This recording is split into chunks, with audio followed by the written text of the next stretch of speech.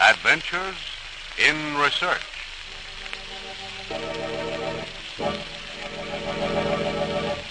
I tell you, I saw it with my own eyes. He sent a message from one room to another by wire. X-ray, X-ray, read all about it. Message sent across ocean without any wires. X-ray, read all about it. What has gone wrong?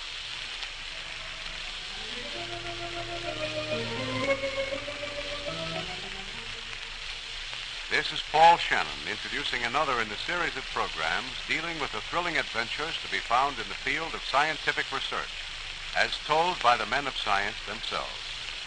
Our story today, by Dr. Phillips Thomas, research engineer of the Westinghouse Research Laboratories, is called Electronics in Communication.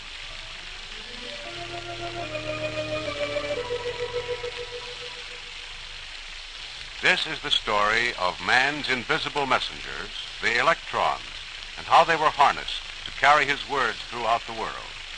It is more than the story of electrical communication. It is a tribute to the progress made by civilization. Jungle drums thumping through the thick, dank air of the tropics. Indian drums throbbing through the oak-lined woods of the western world. Voices in the night, hammering news of a celebration, warfare, warning.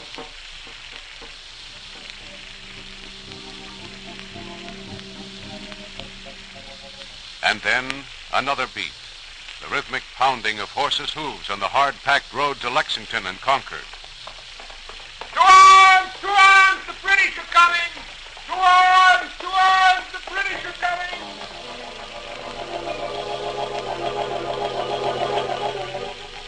Westward moves America, fighting, struggling, pushing its frontiers farther into the heart of the New World, lengthening the distance over which man's words must go.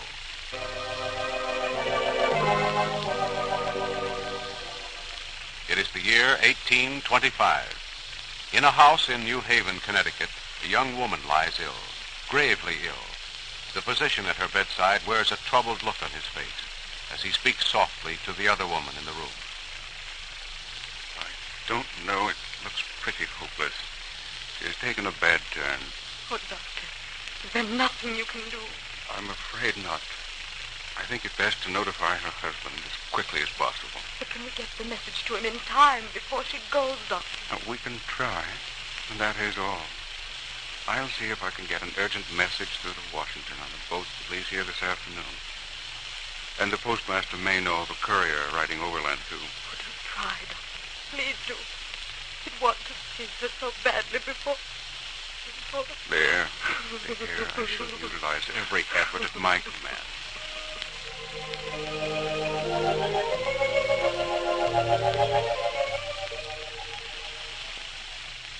Excuse me, Mr. Morse, sir. I hate to disturb your painting, but a letter just came for you from New Haven marked urgent. Oh, thank you. I'll take it. Urgent, eh? Now, what could that be? Wait just a minute, please. No. Is something wrong? Yes. Yes, it's very serious. I shall have to leave at once. Immediately. Oh, yes, please tell Monsieur Lafayette I shall be unable to finish his portrait. Do that, please. I must pack immediately.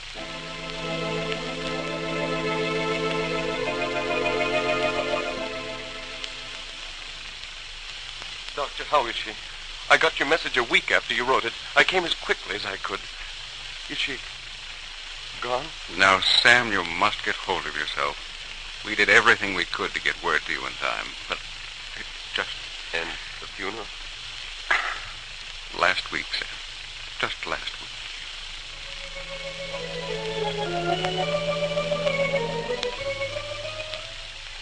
That man was Samuel F.B. Morse, one of America's foremost painters.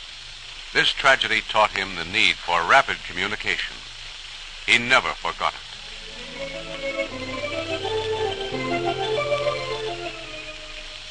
Morse continued his artwork, traveled to Europe to study and to paint.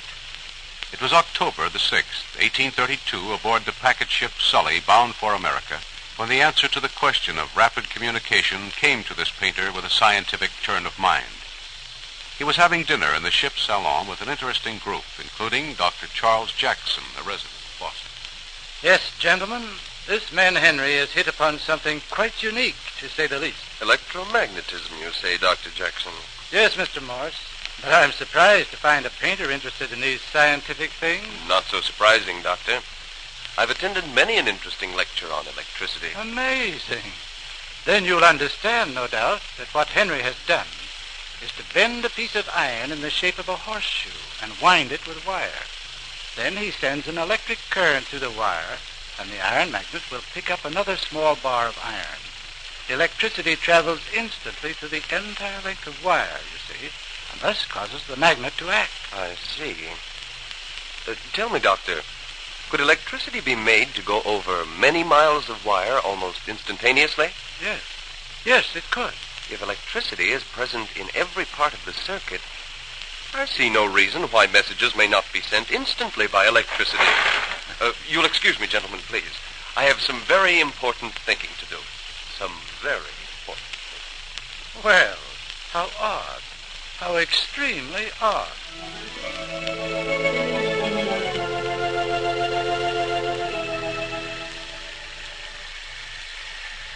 Transmit messages by electricity over miles of wire. Doctor, I got your message a week after you wrote it.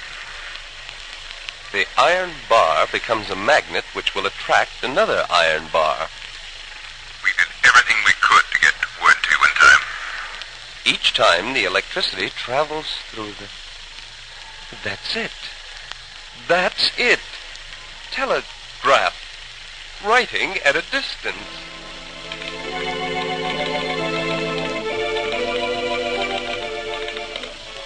(1835), the first telegraph instrument to send and receive, built by Samuel Morse in his rooms at the College of the City of New York.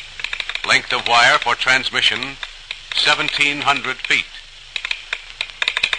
1838, now assisted by a young graduate of the university, Alfred Vail, an improved instrument to send and receive. Length of wire for transmission, stretched around a Morristown, New Jersey factory, 3 miles. And the telegraph clicked away, if only in the hearts of Samuel Morse and his assistant, Alfred Vail. Without funds, against stubborn popular opinion, they kept up their long fight for recognition. Finally, in 1843, a bill was introduced in Congress. Mr. Morse! Just a minute. Well, Annie Ellsworth, come in. Thank you, Mr. Morse. I can't stay but a moment. Have you heard the news? The news? But of course, Father just got word at his office. It's about the bill. Yes, it passed Congress. President Tyler has signed it, and the appropriation is for $30,000 for a telegraph line from Washington to Baltimore. Isn't it wonderful? Annie, this is the best news I've heard in a long, long time. And you shall have the honor of composing the first telegram. And on May 24th, 1844, in the Supreme Court chamber at Washington, in the presence of some of the nation's most prominent figures, Annie Ellsworth's message was written into communication history. Carried on the wings of electricity over 40 miles of wire from Baltimore to Washington came the meaningful biblical quotation, "What hath God wrought?"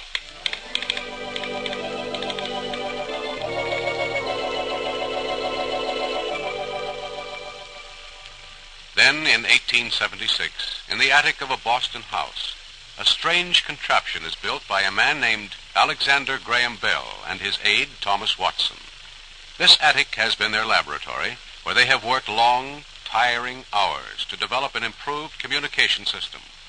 Now, Alexander Bell exclaims, Mr. Watson, come here, I want you.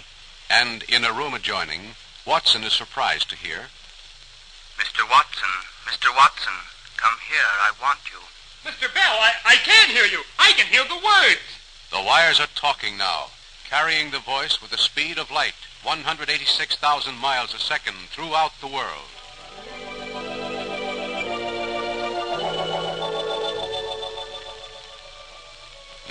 across the ocean, a young man named Marconi, the son of a wealthy Italian gentleman, is thinking of the scientific experiments of Heinrich Wilhelm Hertz. Hertz, eh? So he has proved Maxwell's theory of electromagnetic waves. Invisible waves can be handled like polarized light waves. Radiation, eh? If the radiation could only be increased, developed, and controlled, it ought to be possible to signal across space for considerable distance. Yes.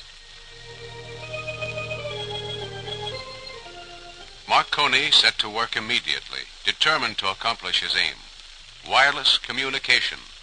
From the scientific pioneers of an earlier day, he took the induction coil, the Righi gap, the telegraph key, the batteries, and a receiving device known as a coherer. Wiring them together, he put them to work. Alfonso, there it is. We've sent a signal and received it through the air just as I visioned it. No wires, no space, only space. Here, come over to my side of the table, and you send a signal. From one side of a table to the other, wireless. From one room to another, wireless. Across the Channel, Great Britain to France, wireless. December 1901. The first wireless signal links two continents. By 1909, regular commercial service across the ocean was a reality. And in that same year, aboard a ship in the Atlantic, a man new at his job, the radio man, hears in his receiving set, Distress call. Liner SS Republic in distress off Sandy Hook. On course, 11 degrees starboard, full speed ahead. the first distress call for help by radio, CQD, later changed to SOS. That call saved hundreds of lives in what would otherwise have been another tragedy of the sea. Wireless had already won its laurels.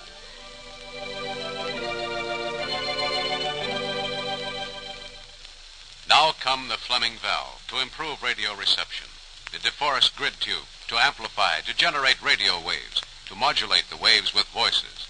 Throughout the world, amateurs experiment with wires and coils and tubes, with dials, antennas, and crystals. Hey, Pop, what you doing? You know what I'm doing, so don't ask. I'm trying to get this crystal set of mine to working. Can you hear anything when you put those earphones to your ear? Sure. What? Static. Now, go away and play somewhere else. You're making me nervous. What are you supposed to hear in the earphones, Dad? Well, Frank Conrad said he was going to tell us on this radio how the election came out today. Well, I'm figuring Harding to beat Cox for president. It's about time they should be saying something. Can't hear a thing so far. Who's Frank Conrad, Dad? He's a scientist at Westinghouse. Now be quiet for a minute or two, son. Hey, this is all right. Hey, come here, son. Hey, your father's a real radio man. Listen to this. This is Pittsburgh, Pennsylvania. We have the first returns in the Harding and Cox elections. Just a minute, please. We'll have them for you. Gosh, Pop, that's radio, isn't it? Yes, that's radio. November 1920. Out of that first election broadcast by KDKA grew the special features broadcast over hundreds of stations today. Out of the dreams of men like Morse and Bell and Hertz and Marconi and a host of other adventurers in research came the reality of rapid communication. Out of man's struggle with the unknown came words on the wings of electronic energy, swifter than sound, as fast as light. The thoughts of man are traveling around the world on a highway of electrons at work.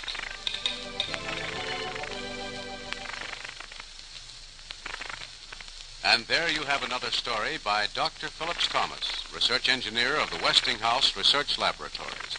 Another of mankind's thrilling adventures in research.